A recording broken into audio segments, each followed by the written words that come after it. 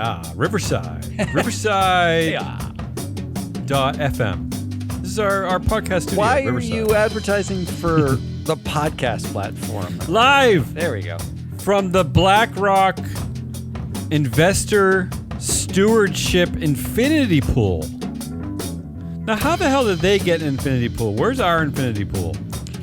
What does it look out on? Infinite It's all yes new. votes.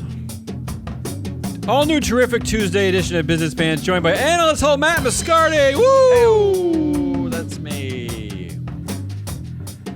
In today's independent lead director scented compensation package called July 30th, 2024, our brand spanking new woke ESG game called Whose Fault Is It Anyway? Yeah. See what I did there? I like that. First of all, I came up with that all by myself. Whose fault is it anyway? And I'm sure you got to be pretty old to understand that reference. yeah, well, I know Whose Line very well. I grew up on that. Yeah. Outing Outing yourself as a nerd and a loser. But I'm a little upset with your independent lead director scented compensation package because Tell me is why. that tongue in cheek or because we did I don't a deep create dive. that. I didn't create that. It actually is sponsored by them. We did a deep dive in independent lead directors, which is a fake thing. Turns out. Yeah. Like, Well, they still have a smell though. Right? yeah. Does it smell like compromise? They're still Like an entity. compromised and mild corruption. I It's guess not a ghost. They're not an actual ghost. All right, despite let's what do we're this. trying to say. Let's do whatever this show is. How's this going to work? Our show today is being sponsored by Free Flow Analytics, the only platform measuring board power, connections, and performance for free. Go online. Go find it. Yeah, go find it, freeflowanalytics.com. sign up. It's free. It's your email address.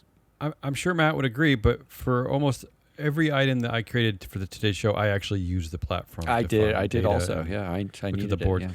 This is how it's going to work. This is what it is. We both picked headlines, although Matt kind of cheated because I was supposed to pick the headlines. I didn't cheat. I was bored. We both picked ridiculous headlines, and then we went to our platform, the proxy, the website, and we found a director to blame. That's Yeah. it. We Yeah. were blaming a director It's for someone's headlines. fault. Yeah. That's what it has come to.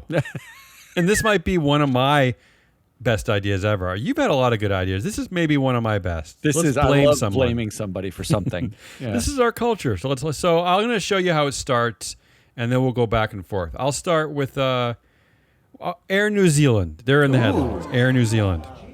Does anybody fly Air New Zealand to anywhere? I've never even heard of New Zealand. What is that?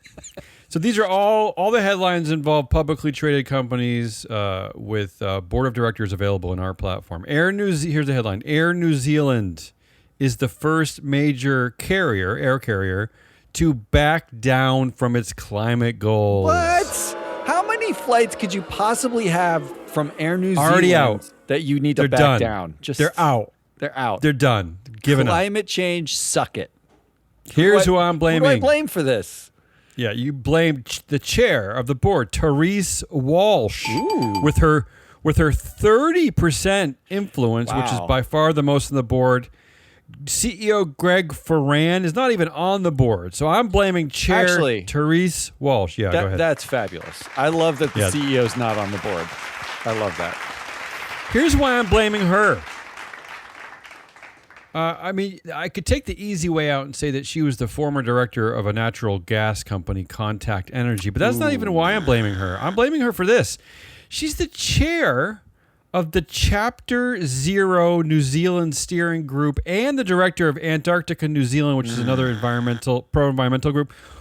Therese, how the hell could you allow this to happen under your watch? That's the good. CEO's not even there. This is terrible. Yeah. I have to blame her. I don't know who else to blame for this. I love Terrible that. look. Terrible. I love that. I wish I knew where New Zealand was and what Air New Zealand did. It's but I over love there. it. I think it says in their ad copy it's over there. I love all of it. All right. Yeah, that's how the game works. So can you I'm gonna you want do to try one. one? All right, Yeah, I'm give it gonna a do shot. one. Give it a shot. Here's a headline. Wells Fargo. You know Wells Fargo. It's Oh, not New do Zealand, I? it's Lots Wells of Fargo. controversies forever at Wells Fargo. Since Yeah. we've started this business and before. A lot of controversies. Wells Fargo must face lawsuit over sham example. job interviews. Ooh, I like this. What are sham job interviews? So I'll tell you what a sham job interview kind of looks like. Because we're a sham company, so what's a sham job interview? Everything's a sham. Here's who I would blame for sham job interviews at Wells Fargo. I Yep. mean, do you ever see those commercials in the 90s? Like, I learned it from watching You, Dad. It's like that kid who did drugs in his bedroom. And was like, I learned it from watching you. Oh, that's I sad. think they learned it from watching Wayne Hewitt instead. Wayne Okay, Hewitt, Who's who that? is the head of the nominating committee at Wells Fargo. He's also connected to 16 ways to current and former board members at Wells Fargo, meaning what kind of job interviews is I Wayne see what you're doing Hewitt there. giving to get That's on very the clever. board?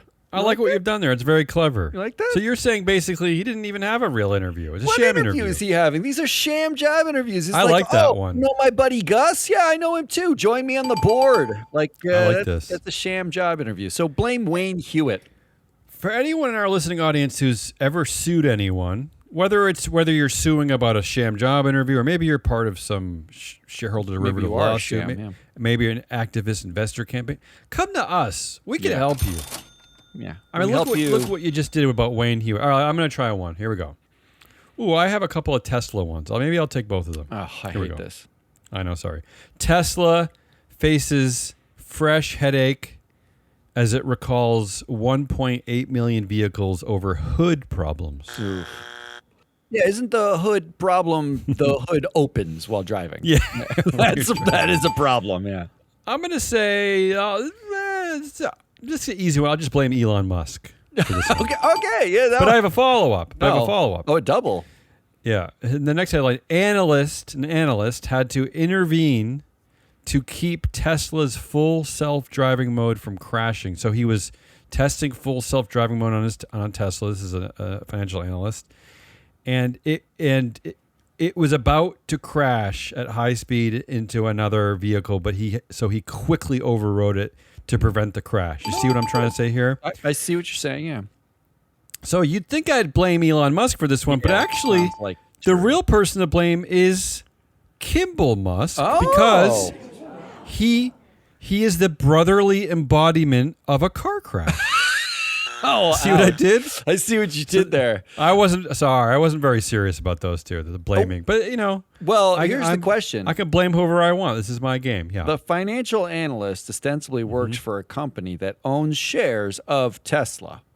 How did they vote for Kimball Musk in the last proxy vote? I think we know. I think we know. They voted for Kimball, right? The car crash. Of course. This is William Stein, an analyst with Truist Securities. Yep, Truist. Yeah, they own some stuff. Okay, here's one for you. Japan's snack giant Calbee looks to bring Yeah. AI to potato chips. There's a lot wrong about that. Looks to bring AI to potato chips. Yeah, they're going to bring AI to potato chips. Now, I had to click on Why? that to figure out what to that meant. Eat them? Yeah, what does that mean? They get- I wanted super smart potato chips. Oh, this could solve. I keep reading headline after headline that the amount of energy needed to run all this AI is basically going to ruin our planet. So, is this a solution? They're going to feed potato chips to the AI? That's it. That's the greatest. You just broke it open. You just figured it out. Okay, I'm okay with this. No, but don't worry, Yeah. because when this plan fails, this is who you can blame. Now, this is a little bit of a cheat myself. The entire board. Because no, that's not how this game works. All right, go ahead. Did you know that computer and engineering skills on this board amount to less than 1% of influence on the board, meaning no person actually has any AI skills? Really? The closest is one guy named Yoshihiko Miyauchi, who I'm pretty sure saw a computer once, but is referred to as Mr. Deregulation in Japan. He's on the board of many, many companies. Well, so I'm going to blame him for the lack of computer AI skills at a food company looking to bring AI to potato chips. I will say this. I originally would not have blamed a Japanese snack giant for not having AI expertise on their board. That's but true. if they're going to bring AI to potato chips, you might want to have... If you're going to do it... I don't even know what you're talking about. Is that a real... That's a real story? That's all a real story. I don't know how that even exists. Next headline in our brand new game, Whose Fault Is It Anyway? Burger King temporarily closed a restaurant in New York after a woman said her 4-year-old's meal was smeared with blood. That seems like the appropriate sound effect for your burger being smeared with blood. I'm blaming, Burger King is owned by Restaurant Brands International, I believe. They're a publicly traded company in our database. I'm blaming Executive Chair J. Patrick Doyle and his 23% influence because he was the former CEO of Domino's Pizza. What? So what I'm thinking here is that it was probably smeared with a very thin and not an untasty marinara sauce. It wasn't blood. It just wasn't real marinara that your grandmother would make. It was just a very thin, I got you, blood-like sauce. Also, he was a former director at Best Buy, which sells far too many violent video games. Does Best Buy still sell video games? I don't even know. I mean... Does Best Buy still sell anything? I don't know, but that's my little joke there. And I want to add this. J. Patrick Doyle at Restaurant Brands has by far the worst performance on earnings on the board, hitting 374. Nicely The done. rest of the board's average is 782. Wow. Including his number. J. Patrick Doyle coming in Yeah, hot. so maybe his performance is smeared with blood. Maybe J. he's Patrick a pinch Doyle. runner. Maybe that's why his batting average is so low. What do you got? I got one. Carrier is targeting net zero emissions by 2050. Oh, great. 2050. Let's 2050. go. So first of all, 2050. Good job. Yeah. But this is actually, should I say, kind of a good one?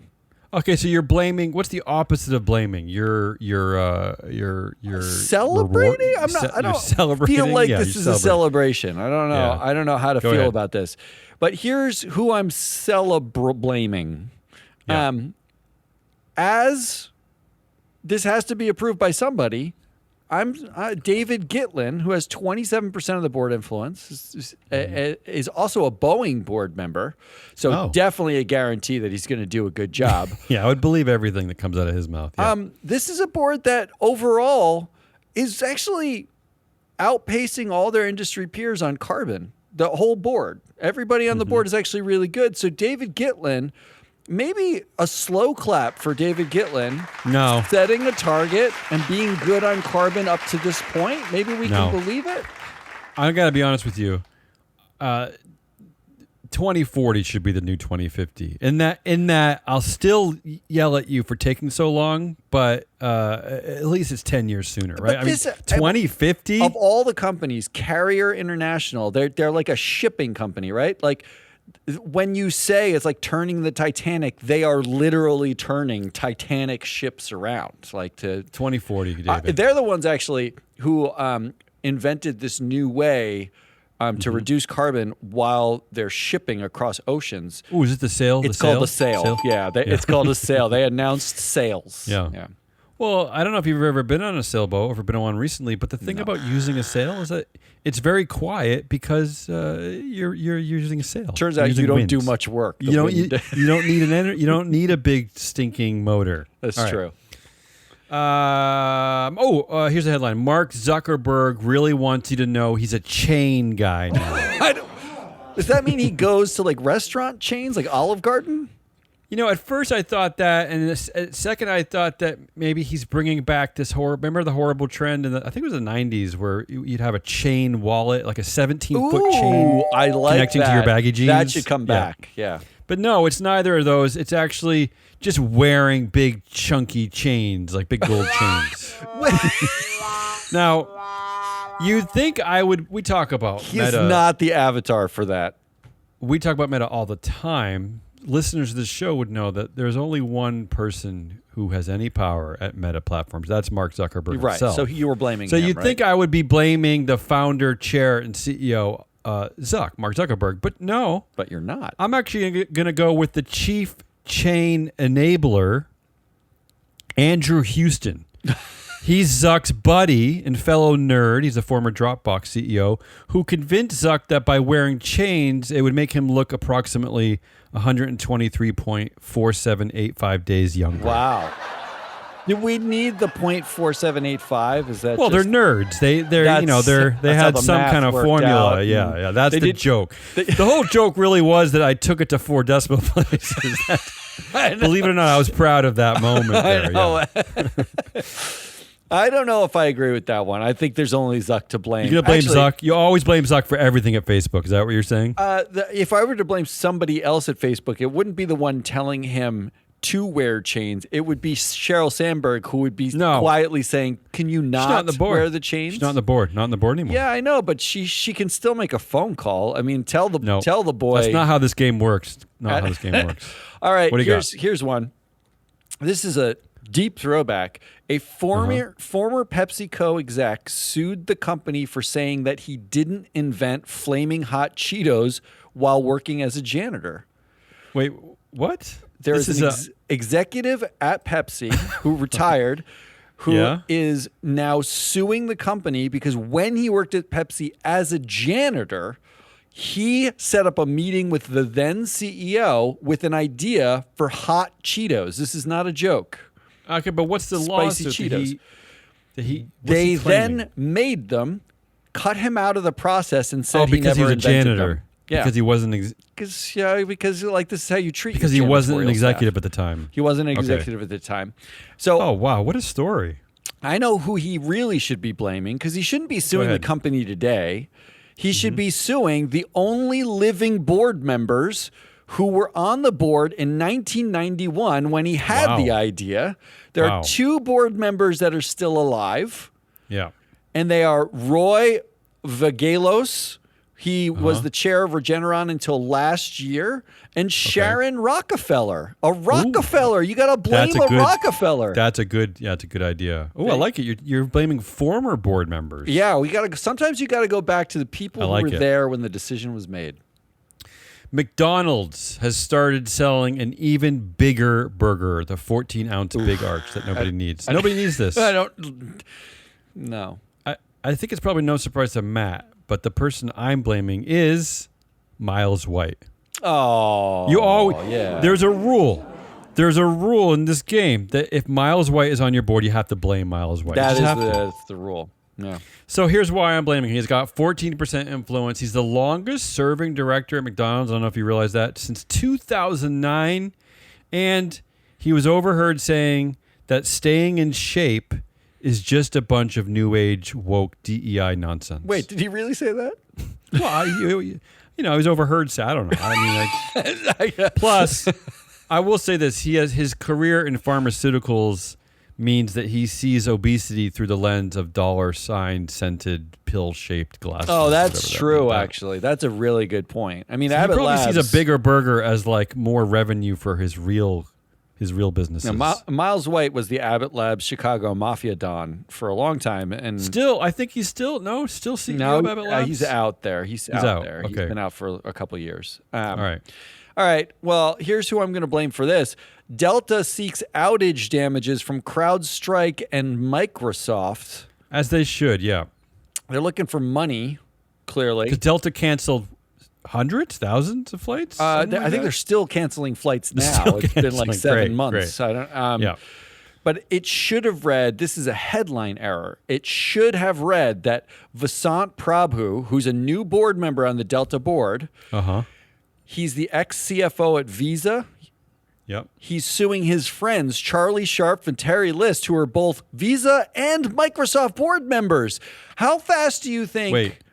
Yeah. How fast do you think there's a settlement between Delta and Microsoft, given that the board member at Delta knows the board members at Microsoft from having worked with them? So Charlie Sharf and Terry List are current Microsoft board members. Microsoft board members. So here's my theory. The person you blame is just CrowdStrike. There is no Microsoft. That's not how this here. game works. There's not. You're picking the guy who owns 20% of the influence or 20% of the vote at CrowdStrike. We are playing Whose Fault Is It Anyway? July 30th, 2024. Here's my next headline. And yeah, this will be over soon, so don't worry. Yeah, if you're listening. It's going on forever.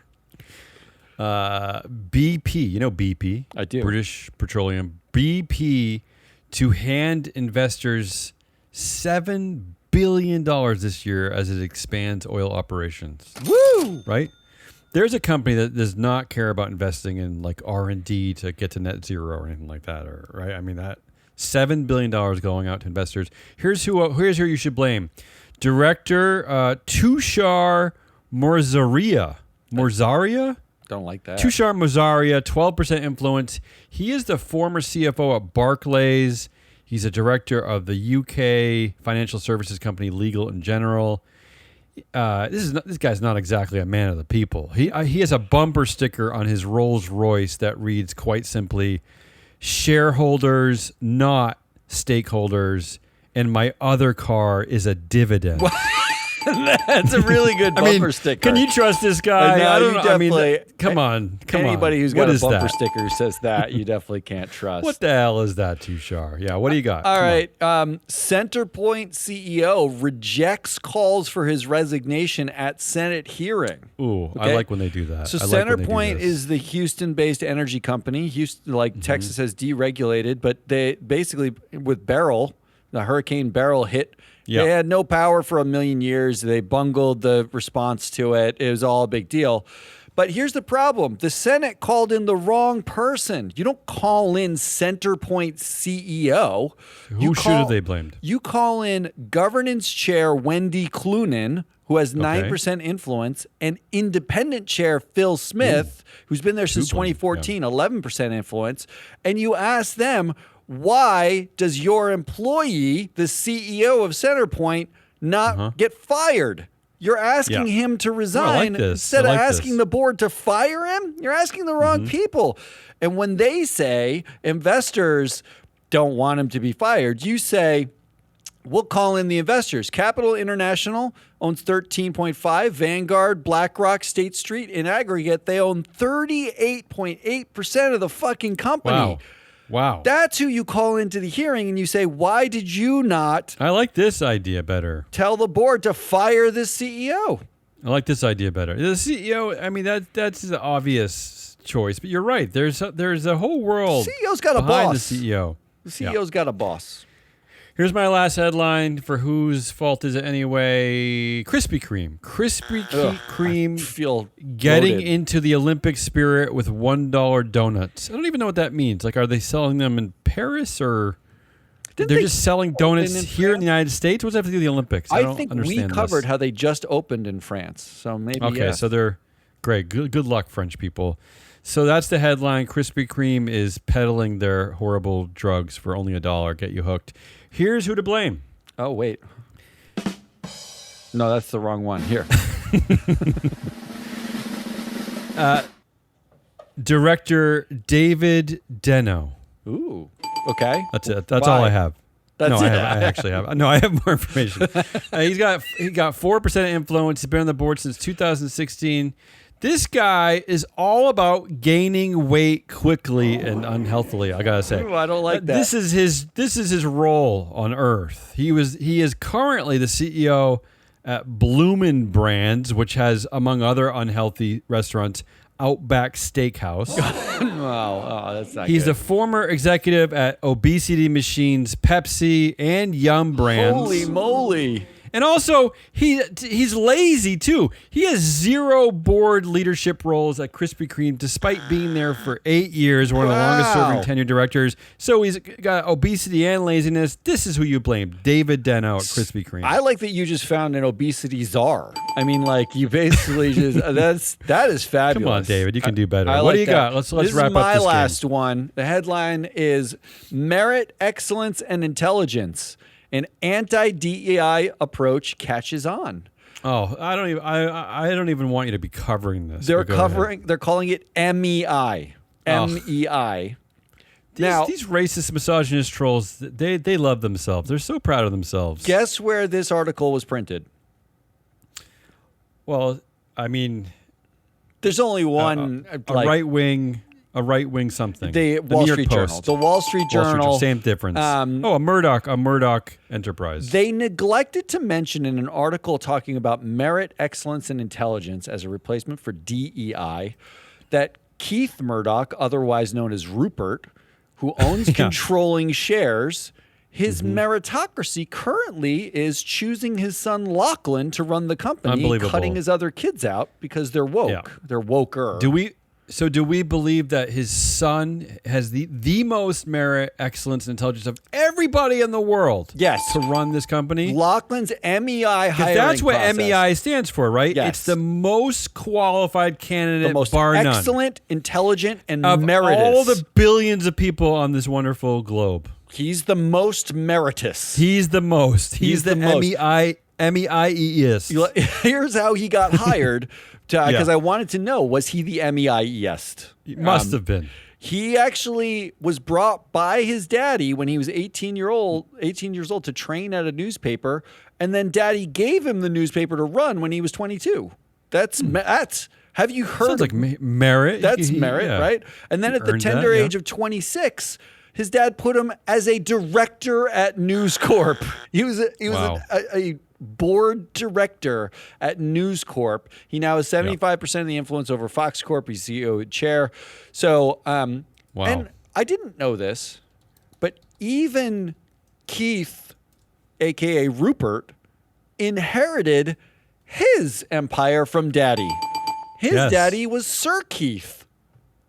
I did not know that. Sir Keith. How did the family? Do you know how the family got its original wealth? Well, they made some his daddy made a bunch of money and it made it possible for him to go to like a really nice school. It was like, but I just like that daddy keeps giving him stuff. But that brings me to I have a list for today, and this is a segue alert. All right. I didn't approve this, but I'm okay with it. Go ahead. We're gonna do a quick list. Ready? Take us out with a list. Yeah. Since we're talking about MEI and the ills of DEI, I went out and found the DEI-iest boards that I could find. Okay, so this is the DEI. So we talked about MEI. This is the DEI. DEI-iest. These are called the Diversity, Kamala Harris inclusion. boards. These are the Kamala boards. Yeah. The DEI candidate boards. I'm already happy. When you say Kamala, I feel happy. Go ahead. These are the boards with the most women of color by body count and power. That's it. Women of color. That's the by body count. The DEI-iest thing you can be, right, is a woman of color. That's it. Because as the geniuses at Fox Corporation are insinuating with their MEI is that they're not. So what they're saying is that these people of color, these women, are not there on their merit, excellence, or intelligence, right? Mm-hmm. That's the joke, Matt. That's the joke is that black people and women are stupid, not qualified. But that's the joke they're perpetuating to the entire world. What a classy, wonderful joke. That's the great con. So here are the S&P. It's weird. I'm not laughing. The S&P 500's most Kamala boards, the DEI candidate boards. Number 4, Raymond James Financial. Shock. I'm surprised by that, I guess. 18% Asian, Black, Hispanic, Middle Eastern women by body count. 15% overall influence. And the DEI-iest board member is Ann Gates. She is a black woman. I know that name, yeah. She bats 639 overall, but please ignore how well she does because she's got 11% of the influence and she's a black woman. So that's very DEI. I like it. What else? Number 3, First Republic Bank. You noticing a trend already? We got 2 financial companies. Institutions. 25% Asian, Black, Hispanic, Middle Eastern women. 14% influence. So this is a company that really likes to have them on the board, but not give them as much power as it's not really what they do. They're there, but they're not there to do stuff. But Sandra Hernandez is the DEI-iest. She's a Hispanic woman. She bats 601 overall, and again, ignore the fact that that's nicely above average, but she has 8% of the influence. How does she get that influence other than being the DEI-iest, right? Right. Number 2, Train Technologies. Okay. 17% Asian, Black, Hispanic, Middle Eastern women. 19% aggregate influence. Oh. They actually have a All right, positive yeah. influence gap there. Yep. April Miller Boyce, who I met once. Where'd you meet April? I met her in travels. I don't know, but I know her. Travels? Is that a new country? I met her somewhere. She is. I hope you're listening, April. I mean, she must be April, you listening. should be listening to this show. She is the DEI-iest. Sorry, April. That Rupert, Keith Rupert would not think you're there for MEI. You're there for DEI. You can ignore the fact that she's smart and actually belongs there, but she has 8% influence as a black woman. That's not. Let me ask you this: Did April's daddy? Is he the founder of Train Technologies? No, you know what? She was not made a director by daddy at age 26. That's right. I don't understand. Okay. Number 1 on my. Okay, so this is the DEI-iest board. Honestly, I don't know what's going on, but I like it. I like it all the time. Yeah. Zion's Bank Corp. Another bank. 27%. Asian, Black, Hispanic, Middle Eastern women. 27%. That's More than a quarter of the board are women of color. 16% aggregate influence between them. So not great. Let's promote some of those women on the board, Zion. But Vivian Lee is the DEI-iest on that board. Vivian Lee batting .580. She's got 7% influence. Yeah. DEI-iest of the DEI-iest. Really, really fabulous, right? That was. You know why I love that list? Because I know something's going on, but I can't really tell what's happening. But something important is in there. Look, here's what I like about that list.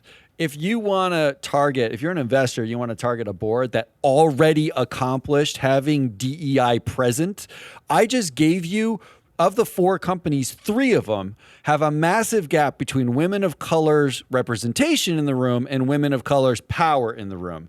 There's a very simple switch here, which is to call up the board and say, promote these people. Make this woman the chair of a committee. Roles. Give them leadership roles. Give them some equity. Put them in a position where their voice actually matters in that room. You already hired them.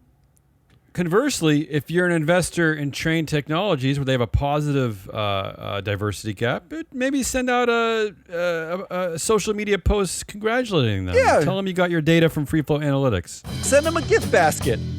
Yeah. That's it. Clementines. That's our show. Maybe some mixed nuts. That was the longest 32 minutes we've ever done, I feel like. I don't know. Did we really need to add a list on top of the game? We'll have to think about that in post-production. Well, did you see the segue there at the end? It was a great segue. Actually, MEI to that was DEI? probably the only important thing we talked about today. That's it. That's Hazelnut Rollins. I'm your analyst, Matt Muscari. We are Free Float. We will be back on. Are we coming back on Thursday for a proxy countdown? We rolling? Likely. It's likely. It looks likely, right? We'll be back on Thursday and Friday of this week for more of the most ridiculous things that you could possibly think of. Until then.